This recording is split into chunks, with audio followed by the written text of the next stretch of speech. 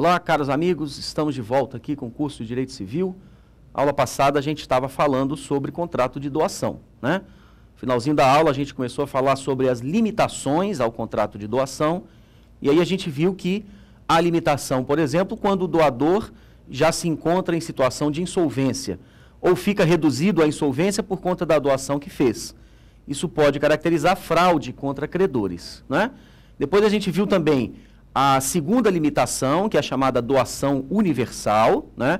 Utilizada pelo professor Fachin, por exemplo, para explicar, para analisar o Estatuto Jurídico do Patrimônio Mínimo, né? Está lá no artigo 548 do Código Civil, né? É nula a doação de todos os bens do doador sem reserva do indispensável, do necessário para a sua sobrevivência, para a sua manutenção. 549 fala da doação da parte inoficiosa, né? Haverá nulidade na parte que exceder. Atenção, hein? Não é o contrato por inteiro nulo. Quando eu ingresso na legítima dos herdeiros necessários, entendam aí, descendentes, ascendentes e cônjuge, né? Quando eu ingresso na legítima dos herdeiros necessários, haverá doação da parte inoficiosa. Nulidade quando eu ingresso na legítima dos herdeiros necessários. E, por fim, terminamos a aula com o artigo 550, né? É anulável a doação do cônjuge adúltero ao seu cúmplice. E aí eu fiz uma observação muito importante, que diz o 550 que a doação, aí nesse caso, poderá ser anulada pelo cônjuge ou seus herdeiros necessários. E aí eu disse a vocês que é somente o cônjuge quem pode, num primeiro momento, ingressar com ação anulatória. Os herdeiros necessários somente poderão ingressar com esta ação na ausência do cônjuge. Enquanto o cônjuge for vivo, somente a ele cabe analisar com calma e refletir e saber se é interessante ou não ingressar com essa ação anulatória. Muito bem, pessoal. Eu queria, antes de passar para a alocação de coisas, comentar com vocês o artigo 544. Sei que já falei isso em outras aulas, mas não custa nada repisar aqui, frisar novamente, até porque é um artigo muito importante em prova de concurso. O 544 vai me dizer que a doação de ascendentes a descendentes ou de um cônjuge a outro é possível, mas importa adiantamento do que lhes cabe por herança lá na frente. Então vejam vocês e façam aí um paralelo com o 496. A venda de ascendentes a descendentes precisa da autorização dos demais descendentes e do cônjuge sob pena de anulabilidade, né? No cônjuge, a exceção é se ele for casado no regime de separação obrigatória de bens. Tá, aqui na doação é possível que você faça a doação de ascendentes a descendentes, por exemplo, ou então de um cônjuge a outro. Doação de um cônjuge a outro, pessoal, desde que o bem, que o objeto a ser doado, não pertença à comunhão, claro, né? Sou casado em regime de comunhão universal. O carro que eu tenho é metade meu e metade da minha esposa, então não tem como fazer doação. Tá, mas vejam vocês que a doação de ascendentes a descendentes ou de um cônjuge a outro importa o que lhes cabe por herança lá na frente. Então, se eu faço a doação para um dos meus filhos, quando da minha morte, esta doação, esse objeto, deve ser colacionado, ou seja, deve retornar ao meu patrimônio para igualar os quinhões hereditários. Não é o objeto em si que retorna, né? É o valor daquele objeto que retorna para eu poder calcular a legítima de cada um. Então, imagina que eu tenho um patrimônio de 100 mil reais, tenho lá 4 filhos, por exemplo. Ora, 100 mil reais, 4 filhos, quando da minha morte fica 250 para cada um. Só que em vida eu peguei um imóvel que valia 100 mil e doei para um dos meus filhos. Não, um patrimônio de 100 mil não pode, patrimônio de 1 milhão, né, pessoal? Desculpa. 1 milhão de patrimônio, 250 mil para cada, né? Tá, aí eu peguei um imóvel que valia 100 mil e doei para um dos filhos. Olha, quando da minha morte, esse valor dos 100 mil retorna para o meu patrimônio. Então, aquele filho que foi beneficiado, ele teria direito, em tese, a 250 mil. Já recebeu 100 mil, eu entrego para ele 150 e os demais ficam com 250. Muito bem. Agora, eu, tendo herdeiros necessários, posso dispor da metade do meu patrimônio. E aí eu posso livremente dispor da metade do meu patrimônio. Posso fazer um testamento deixando para minha prima, para um amigo, para um conhecido, um tio, enfim, para quem eu quiser, né? Desde, é claro, que essa pessoa tenha personalidade, né, pessoal? Aquele negócio de fazer doação para o gato, para o papagaio, para o cachorro, isso não cabe aqui no nosso direito civil. Eu até posso fazer um testamento deixando determinados bens para minha prima, desde que ela cuide do meu papagaio, por exemplo. Aí é possível. Mas doar para animal eu não posso, né? Posso doar só para quem tem personalidade. Pois muito bem.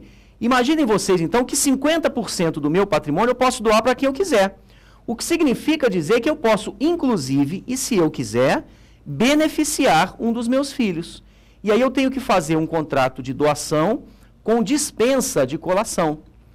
Meu patrimônio é 1 milhão. Eu peguei esses 100 mil, bom, 100 mil eu estou na minha parcela disponível. Eu peguei 100 mil e como eu quero beneficiar um dos meus filhos, eu dou esse objeto para ele e faço a doação com dispensa de colação. Ou seja, eu estou dispensando que esse objeto, quando da minha morte, retorne para o meu patrimônio.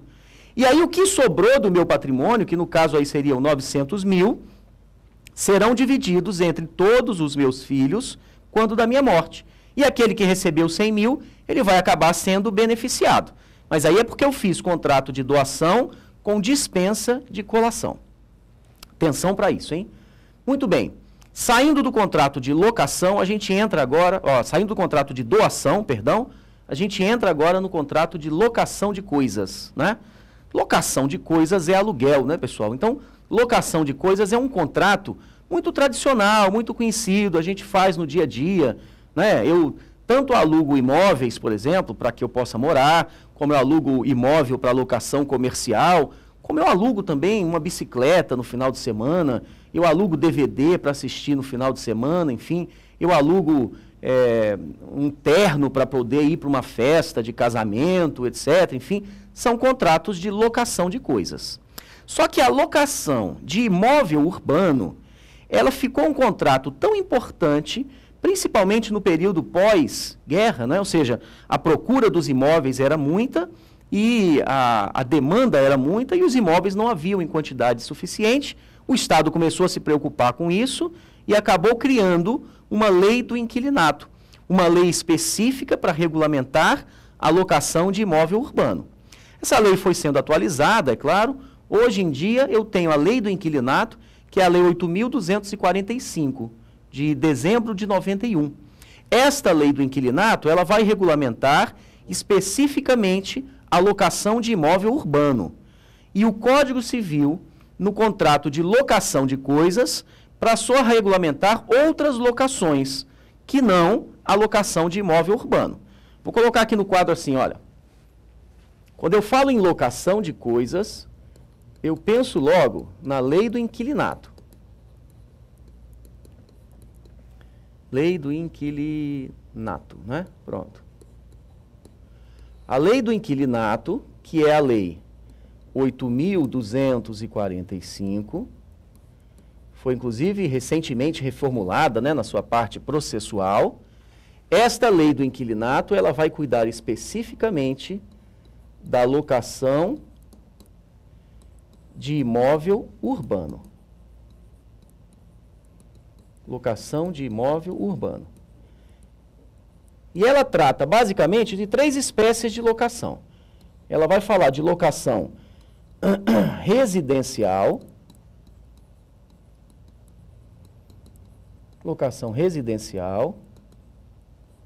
que ela força até para que o contrato seja feito por 30 meses, né? Ela vai falar de locação comercial. E, por último, ela fala também em locação por temporada.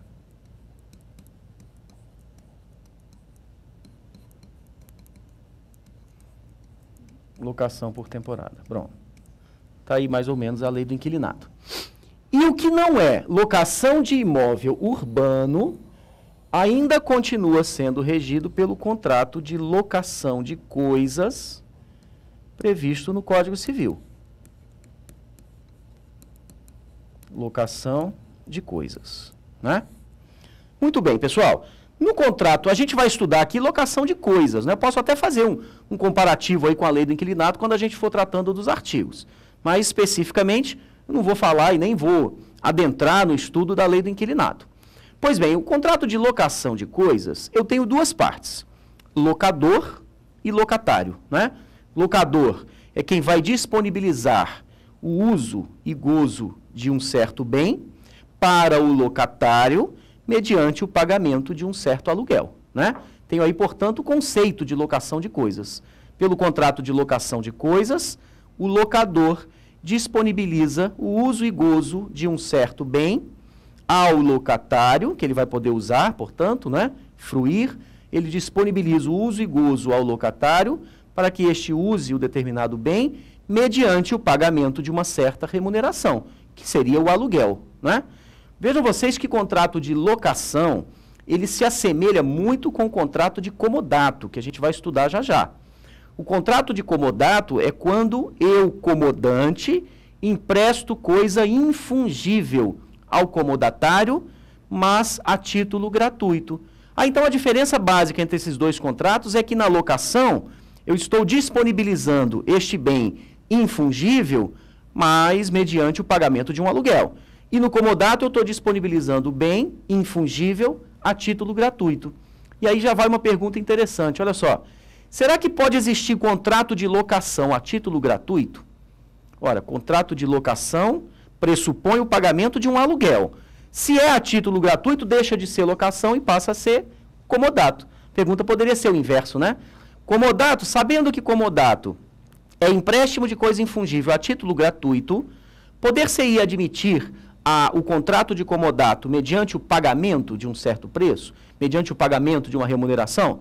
Ora, se o comodato se dá mediante o pagamento de uma remuneração, deixa de ser comodato e passa a ser contrato de locação, aluguel, locação de coisas, né? Muito bem, como é que ficaria, pessoal? Vou aqui no quadro. Como é que ficaria a classificação desse contrato, hein? Locação de coisas, classificação.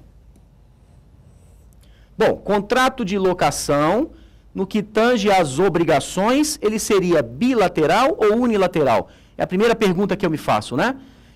Bilateral ou unilateral tem a ver com as obrigações. Então a pergunta é, o contrato de locação gera obrigação para ambas as partes ou só para uma delas? Locador, por exemplo, é quem está disponibilizando o bem. Ele é obrigado a alguma coisa? Bom, o locador, ele se compromete a disponibilizar o uso e gozo de um certo bem. Bom, se ele se compromete a disponibilizar, a primeira das obrigações do locador vai ser entregar o objeto, disponibilizar esse objeto para o locatário, né? Disponibilizar o objeto em condições de uso, né, pessoal? A pessoa veio alugar um carro na minha loja, eu tenho que disponibilizar o carro em condições de uso. O carro tem que rodar, o carro tem que estar com motor, etc. Senão não vai ser locação. Tá, mas além de disponibilizar o carro em condições de uso, o locador terá também que manter o objeto em condições de uso. Então, o locatário está pagando para usar o bem. Se acontecer alguma coisa com o bem, o locador tem a obrigação de manter o bem em condições de uso, né? Por sua vez, o locador também, porque pressupõe que ele, na maioria das vezes, seja o proprietário, ele também terá que não molestar a posse do locatário. Contrato de locação, pessoal, aqui vai uma observação fazendo um parêntese. Contrato de locação, geralmente o locador é o proprietário e possuidor de um bem. Não necessariamente ele precisa ser proprietário, hein? Porque locação eu vou mexer com posse. Mas geralmente o locador é proprietário e possuidor da coisa. E quando ele entrega o bem ao locatário, ele vai desmembrar a posse. Então, no contrato de locação, existe uma ficção jurídica onde, com a entrega do objeto, haverá um desmembramento da posse. O locador conserva a posse, ainda que indireta, e ele transfere para o locatário a posse direta. Então, no contrato de locação, tanto é possuidor o locador, que tem a posse indireta, e o locatário, por sua vez, que tem a posse direta.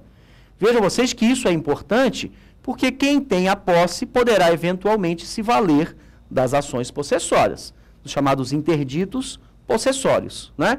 Quem tem a posse poderá eventualmente se valer também da legítima defesa possessória. Quem tem a posse poderá se valer do desforço imediato lá do artigo 1210. Então, a posse no contrato de locação tanto fica com o locador quanto com o locatário. que podem usar esta posse contra terceiros ou, às vezes, um contra o outro, né? Então, por exemplo, outra das obrigações do locador é não molestar, não turbar a posse do locatário.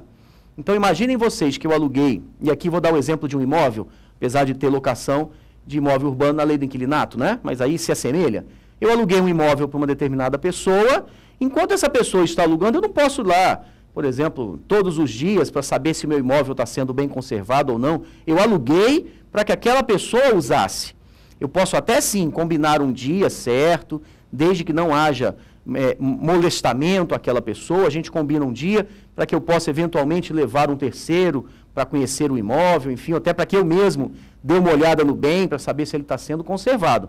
Mas eu não posso ficar indo lá a hora que eu quiser. Afinal de contas, eu transferi a posse para uma determinada pessoa. E se eu mesmo, proprietário, começo a ameaçar a posse do locatário, o que ele pode fazer? Ele, locatário, pode ingressar com ação possessória contra o locador. Tá, e se o locatário, ao término do contrato de locação, e aqui eu estou me referindo agora à locação de coisas, hein, do Código Civil, ao término do contrato de locação, se o locatário não devolve o imóvel, eu, locador, agora vou ingressar com ação possessória contra o locatário. A ação aí é de reintegração de posse, né? Eu fiz questão de mencionar a locação de coisas no Código Civil, porque na lei do inquilinato, seja qual for o fundamento da ação, a retomada do bem imóvel será sempre através de uma ação de despejo. Né? Então, na lei do inquilinato, na locação de imóvel urbano, o locador não vai ingressar com uma ação de reintegração de posse, por exemplo. Ele vai ingressar com ação de despejo. Ação de despejo por falta de pagamentos, ação de despejo porque o contrato findou, e aí ele faz denúncia vazia, etc. Mas na locação de coisas, no Código Civil, não. O locador vai se voltar contra o locatário pedindo o bem de volta através de uma ação de reintegração de posse. Muito bem, locador tem obrigação, né? Locatário tem obrigação? Ora, locatário vai usar o bem mediante o pagamento de um aluguel. Primeira e mais importante obrigação do locatário, pagar o aluguel, né? Tá, mas o locatário tem outras também. Durante o aluguel, durante o prazo de locação, o locatário pode usar o bem, mas deve cuidar do bem como se fosse seu, né? Então, ele não é porque ele está usando que ele pode, por exemplo, deteriorar o objeto.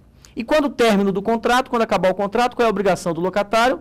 Restituir coisa certa, devolver o bem ao locador. Ah, então o locador tem certas obrigações, locatário também tem certas obrigações. Contrato de locação de coisas é um contrato bilateral. Obrigação para ambas as partes. Muito bem, pessoal. Depois dessa classificação, eu me pergunto se o contrato de locação é oneroso ou gratuito. E oneroso ou gratuito tem a ver com vantagens, né? Locador tem vantagens? Tem. Vai receber o aluguel, por exemplo, né? Locatário tem vantagens? Também. Ele vai poder usar o bem. Então, o contrato de locação de coisas é bilateral e oneroso. Os contratos que são bilaterais e onerosos, eu me pergunto agora se eles são comutativos ou aleatórios. As partes sabem de antemão o valor das suas prestações ou não? Ou existe uma certa área? Não, no contrato de locação, em regra, as partes sabem de antemão o valor das prestações. Então, locação é bilateral, oneroso, comutativo. Agora, será que há uma certa solenidade para que eu possa fazer um contrato de locação? E aí as pessoas, elas acabam engasgando aqui, né? Imagina a locação de imóvel urbano, por exemplo. Será que esse contrato deve ser feito somente por escrito? E a lei não fala isso, pessoal. Locação de imóvel urbano, muito pelo contrário. Quando ele for verbal, a lei simplesmente entende que ele vai ser feito por prazo indeterminado. Então, o contrato de locação, tanto locação de imóvel urbano, quanto locação de coisas, é um contrato não solene. Vou botar aqui no quadro, olha. Não solene. Não existe nenhuma formalidade que seja da substância para a validade deste contrato. Por fim, eu posso até dizer que é um contrato típico, né? Até porque está previsto no Código, e aí, a maioria dos contratos são típicos. Muito bem, pessoal, está aí o contrato de locação. O legislador faz agora analisar as obrigações do locador e as obrigações do locatário, que a gente já discutiu aqui, né? Vou passar para a lei aí para a gente ler as obrigações de um e as obrigações do outro. Mas eu gostaria de lembrar também alguns artigos que a gente vai ler, um deles dizendo assim, olha, o locador pode, durante o prazo de locação, pode desistir do contrato, pagando ao locatário as perdas e danos, né? Então, fiz um contrato de locação por um prazo X, eu, locador, posso desistir do contrato, desde que pague ao locatário as perdas e danos. O locatário, por sua vez, também poderá desistir do contrato, pagando ao locador a cláusula penal proporcional ao tempo que falta. Locação de coisas, em Código Civil. Locador, se quiser desistir do contrato, paga as perdas e danos. Locatário, se quiser desistir do contrato, paga ao locador a cláusula penal proporcional ao tempo que falta. No contrato de locação de imóvel urbano, lá na lei do inquilinato, é um pouquinho diferente. Locador não pode desistir do contrato.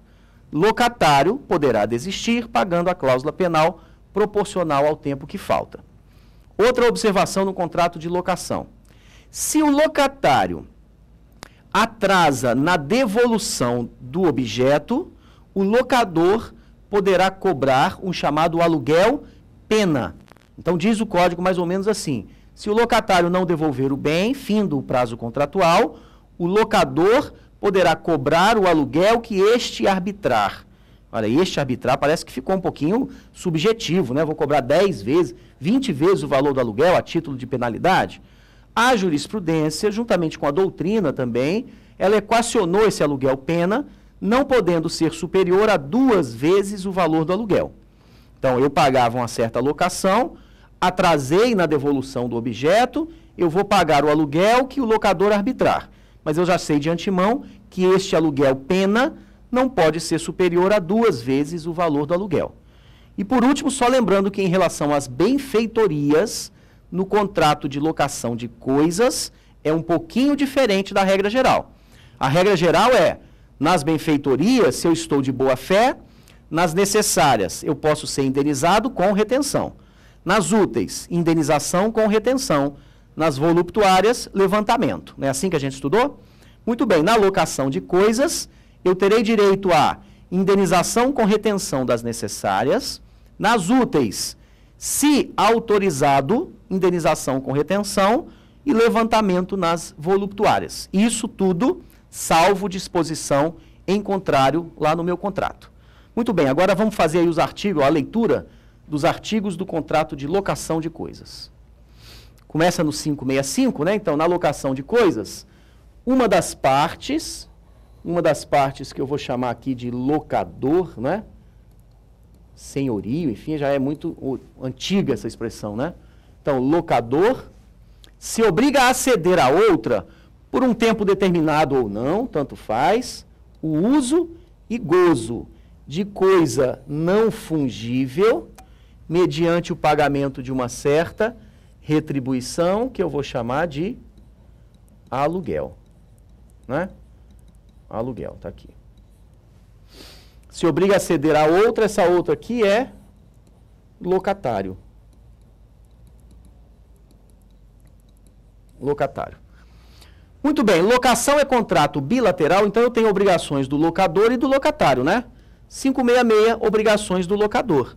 O locador é obrigado, primeiro, a entregar a coisa ao locatário. Ah, pessoal, se ele é obrigado a entregar a coisa, então faltou ali na classificação dizer que a locação é um contrato consensual, hein? Eu me comprometi a entregar e lá na frente, então, uma das obrigações é efetivamente entregar. Entregar ao locatário a coisa alugada com suas pertenças em estado, claro, de servir ao uso a que se destina. E outra obrigação, olha, eu tenho que manter a coisa nesse estado pelo tempo do contrato, salvo uma cláusula expressa em contrário, né? Inciso 2, eu vou garantir ao locatário, durante o tempo da locação, o uso pacífico da coisa. Inclusive, olha só, o locador vai responder também por eventual evicção, né? Lembram vocês? Evicção não é a perda da posse ou da propriedade, então é possível que o locatário sofra evicção, né? Muito bem, 567 vai dizer mais ou menos assim, olha, se durante o prazo da locação se deteriorar a coisa alugada sem culpa do locatário, olha, se é sem culpa, aqui eu vou aplicar a regra do res peri in domino, né, pessoal? Ou seja, o prejuízo aqui é do proprietário, do dono, né? Então, se é sem culpa, prejuízo do locador. Então, ao locatário caberá pedir a redução proporcional do aluguel, porque a coisa está somente deteriorada, né, mas ainda existe, ou ele vai resolver o contrato, caso já não sirva a coisa para o fim a que se destinava. Aqui nada diferente do que a teoria geral das obrigações, né? 568, o locador resguardará o locatário dos embaraços e turbações de terceiro que tenham ou pretendam ter direitos. Olha só, turbações de fato, quem vai resolver é o próprio locatário. Por quê? Porque o próprio locatário tem a posse do objeto. Então, o locador somente vai atuar nas turbações que sejam acerca dos direitos, não é? Direito tem a ver com propriedade. Posse, relação de fato. Propriedade, relação de direito. Responderá pelos seus vícios ou defeitos anteriores à locação, até mesmo porque locação é contrato oneroso, né, pessoal? Oneroso. 569, agora, obrigações do locatário, né? Por isso é contrato bilateral. O locatário, e eu acho que esse inciso 2 aqui deveria estar no inciso 1, porque é o mais importante, né? O locatário é obrigado, logo de cara, a pagar pontualmente o aluguel nos prazos ajustados, né? E em falta de um ajuste segundo os costumes do lugar. Esse aí me parece essa a principal obrigação do locatário. Tá, mas ele vai ser obrigado também a servir-se da coisa alugada, então ele pode usar a coisa, né, para os usos convencionados ou presumidos, né? Por exemplo, existe ação de despejo quando o locatário está utilizando o imóvel para fins comerciais, ele alugou para fins residenciais. Ação de despejo quando o locatário, por exemplo, começa a perturbar a vizinhança, o sossego da vizinhança. Então, ele está usando o bem não para os fins a que se destina, né? Conforme a natureza dela e as circunstâncias, bem como ele vai tratar a coisa com o mesmo cuidado como se fosse sua a coisa, né? Essa ideia de como se fosse sua aqui, hein, pessoal, é o critério do homem médio, né? O bonus pater familia. O professor Venosa até dá um exemplo engraçado. Ele diz assim, cuidar como se fosse sua, logicamente que o locatário não pode simplesmente dizer assim, olha, não, eu não sou muito cuidadoso com as minhas coisas, não. Então eu não cuido nem das minhas, quanto mais daquelas que eu aluguei, né? Cuidar da coisa como se fosse sua significa cuidar dela como cuidaria o homem médio, uma pessoa comum, né? Inciso 3. Ele deve levar ao conhecimento do locador as turbações de terceiros que se pretendam fundadas em direito. Falei por quê, né? Ora, se a turbação é de fato, é em relação à posse. E por ele ser possuidor, ele mesmo vai ingressar com as ações possessórias. Agora, quando a turbação é fundada em direito, aí significa discussão sobre propriedade. E aí locatário não tem como discutir propriedade, né? Então, para evitar que ele sofra evicção, ele deve levar ao conhecimento do locador essas turbações. Se ele já está sendo demandado, pessoal, levar ao conhecimento do locador aqui, no processo, vai ser através da denunciação da lide, né? Denunciação da lide. Se, eventualmente, repito, ele está sendo demandado. E 4, essa também é óbvia, né? Terminou a locação, o locatário é obrigado a devolver, a restituir a coisa fim da locação no estado em que a recebeu. Salvo as... que importante, olha. Salvo as deteriorações naturais ao uso regular. Vejam vocês, pessoal. Se eu estou alugando um objeto qualquer e pagando por isso, é porque eu tenho o direito de usar esse objeto. E com o uso normal do objeto, é claro que ele vai se deteriorando, vai se desgastando. Essa deterioração normal, eu não sou obrigado a indenizar, hein, pessoal? Lá, aluguei um carro. Fiquei 6 meses com o carro alugado. É claro que houve deterioração do pneu, do motor, da caixa de marcha, enfim. Eu não sou obrigado a devolver ao status quo ante aquele automóvel, né? Da mesma forma, em locação de imóvel urbano. Já existem decisões aí das variadas espécies, dizendo, por exemplo, que o locatário não é obrigado a entregar o imóvel limpo, pintado, tudo direitinho, não. Se eu estou usando o imóvel, é claro que haverá certas deteriorações. O que eu não posso fazer é devolver o bem além dessas deteriorações que são normais, né? Muito bem. 570, se o locatário empregar a coisa em uso diverso do ajustado, né, ou então se danificar por abuso locatário, etc., é claro que o locador poderá, além de rescindir, o termo não é rescindir, né? O termo aqui seria resolver, né? Além de resolver o contrato, é claro que o locador vai pedir as perdas e danos. Aqui é regra geral também, né? Muito bem. Se há um prazo estipulado à duração do contrato, antes do vencimento, não poderá o locador reaver a coisa alugada, senão ressarcindo as perdas e danos. Isso aqui a gente comentei, né? O locador pode devolver, pode resolver o contrato pagando perdas e danos. Nem o locatário devolvê-las, senão pagando proporcionalmente a multa prevista no contrato. Esse pagamento proporcional da cláusula penal aqui, olha, ele vai estar no 413, parte final, né? A obrigação deve ser reduzida quando o montante for cumprido em parte. Locatário tem direito de retenção, né?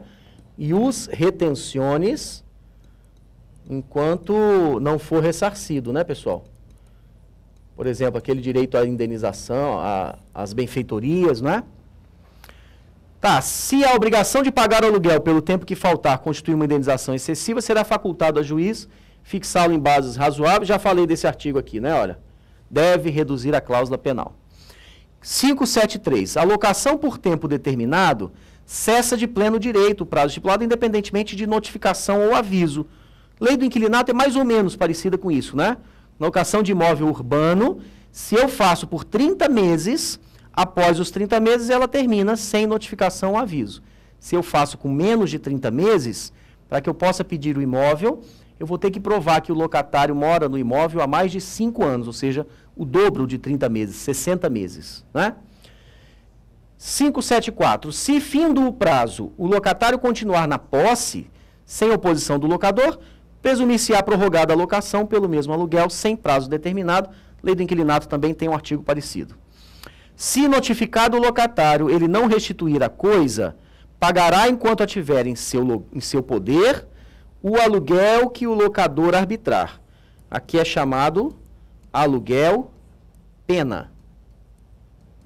Aluguel pena. E a gente já sabe que esse aluguel pena aqui, segundo a melhor doutrina, não pode ser superior a 2 vezes o valor do aluguel. E responderá pelo dano que venha a sofrer, embora proveniente de caso fortuito. Aqui ele está dizendo assim, olha, é a regra da perpetuatio obligationis, né, pessoal? Perpetuatio obligationis.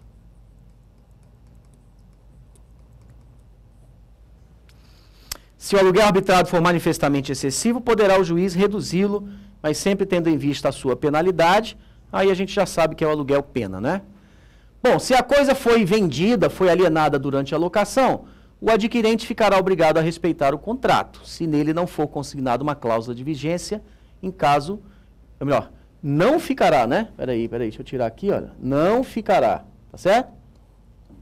Se a coisa for vendida, quem está comprando o imóvel, o bem qualquer, não fica obrigado a respeitar. Até porque o contrato vale entre locador e locatário. A não ser que no contrato tenha uma cláusula de vigência no caso de alienação e não constar de registro.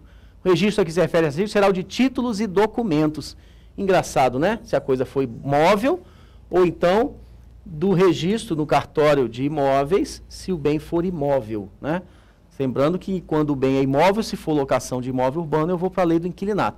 Muito difícil, né? Você registrar o contrato para que ele possa valer perante terceiros da forma como é tratada no 576. Em se tratando de imóvel, e ainda no caso em que o locador não esteja obrigado a respeitar o contrato, não poderá ele despedir o locatário, se não observado o prazo de 90 dias. Essa daqui é a chamada notificação premonitória, né? O aviso premonitório, notificação premonitória. Então, eu não sou obrigado a respeitar a locação, mas eu tenho que dar um prazo de 90 dias para que o locatário possa devolver o bem. Morrendo o locador ou locatário, transfere-se aos herdeiros a locação por tempo indeterminado. 578, né? O locatário goza de direito de retenção, no caso das benfeitorias necessárias ou nas das benfeitorias úteis, se houverem estas sido feitas com expresso consentimento do locador, né? Bom, aqui a gente entra já no contrato de comodato. Bom, pessoal, vamos fazer aqui um rápido intervalo. Próxima aula, contrato de empréstimo, né? Comodato e mútuo. Forte abraço.